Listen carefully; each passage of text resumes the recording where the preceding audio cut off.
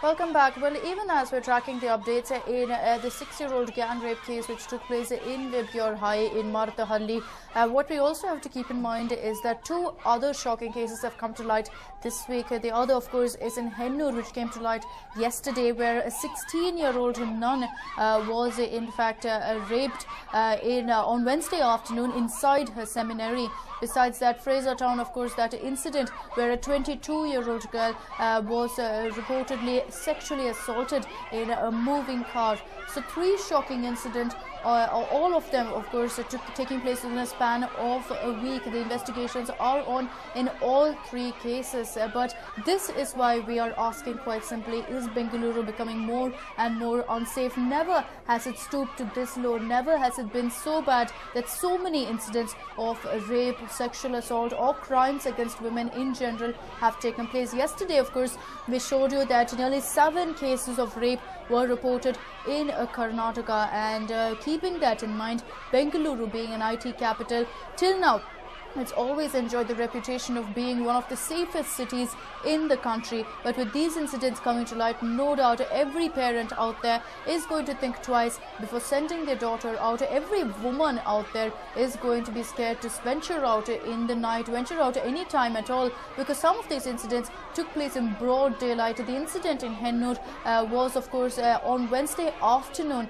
in broad daylight, that 2 men entered the seminary and went ahead and raped this 16-year-old, after which, of course, they wrote a message on her leg with a pen where they stated that give us money or we will go ahead and spread a video which they had shot while they had raped her, and they would spread this video to the media, is what they said. Fraser Town, of course, the investigations are on. The Inspector Mohammed Rafi, who had delayed filing that FIR and who had been accused of dereliction of duty, has been taken into custody. And in Martahalli, the protests continue unabated. Even as support grows across the state, people have come together to go ahead and demand action against the school management. The 6-year-old girl is being treated in a hospital. In this particular case, it is said that she's undergone a lot of emotional trauma as well.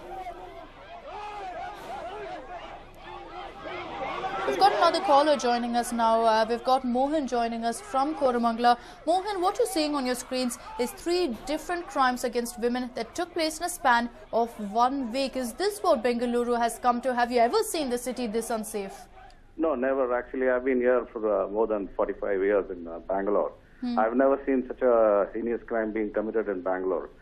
See, I've been in, in the countries like the Gulf, Saudi and other countries, where rapes have been occurred, and actually they have given the most the punishment was very absolutely gruesome. Short, yeah, because actually the punishment should be hanged and they should be hanged in a public place, like the traffic signals of MG Road, and they should be hung there in front of the full view of the public. And they should be kept there for at least 1 full day, so for everybody to observe, and everybody should be, they should be punished, and nobody from their family should be given any sort of privileges in the government, no passports, nothing. Right. So Mr. Mohan, quite simply, I'm going to ask you, you did state that you've been here for quite some time and this is the worst you've seen the city in. What do you think has led to this? Why do you think there are so many crimes against women taking place right now? Now, look at the way how things are being handled. The sort of people we choose, the sort of people who are there representing us in our country. This is what we can expect everywhere. Right. Mr. Mohan, thank you so much for talking to News9, sharing your views with us. But 3 shocking incidents, and all this has left a question mark in the minds of Bengalurians as to whether at all the government can provide for the safety of women, let alone women, even children at this point, with the shocking rape of a 6-year-old girl coming to light. It seems almost like they're not safe even in their own homes. A lot of people talk about venturing out late in the night and that being unsafe, but in some of these cases, especially in the case of Hennur, that girl, the 16-year-old, was in her seminary when the incident took place. In Martahalli, the 6-year-old girl was in her school, which is called a second home, when the incident took place. So it seems like they're not safe anywhere at all at this point. The government, no doubt, will have to take some very strict measures if they want to change the face of Bengaluru at this point.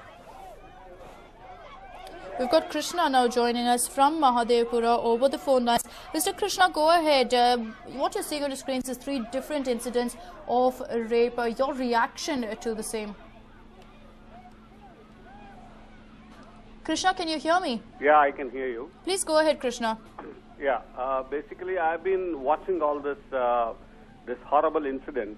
I have something to say. I mean, basically I think it is a combination of a lot of things. First is the incorrigible politicians. You have a chief minister who is sleeping. How dare he sleeps? Absolutely. When such a thing happens. You have politicians who are supporting these guys. You have impotent bureaucracy. Have you seen the number of police people protecting them? There is an inspector who runs away after colluding in a crime. Do you think it comes down to administration at the end? Yes, it comes down to administration. It is also ineffective judiciary. All the 4 people are now not being hanged in Delhi. And I completely agree with some of the callers who said earlier to me, saying they should be hanged in public. In India, civility does not exist anymore. Absolutely. Right. Definitely. And insensitive. And I also would like to blame the media. They are very, very insensitive too. Is this the India we live in? It is such a shameful thing. And what are they going to do to the school? What are they going to do to the chairman or whoever has been coming on the thing? They should be publicly hanged. They should be publicly hanged. And as one caller was saying that they should be left for a complete day. Yes, they should be left for a complete day. They should be skinned alive and then left for a complete day. Absolutely. The harshest of punishments, no doubt, have to be reserved for these kind of people. Thank you so much, Mr. Krishna, for calling in and sharing your views with us. This is the kind of anger that the people have. They believe that it's not just the culprits. The people, the school who try to hush up the issue should also be punished. Has it come to a point where we need these kind of punishments, the kinds that are used in the Middle East, to go ahead and be used here for a change? Is it not enough that we have a judiciary, that we have a police department? Is it not enough that we are governed as a democracy? Is there a need for a change for these kind of incidents to actually fall? We'll slip into a short break at this point, but do stay tuned. On the other side, we will continue taking in more of your reactions as well as bring you updates on these stories.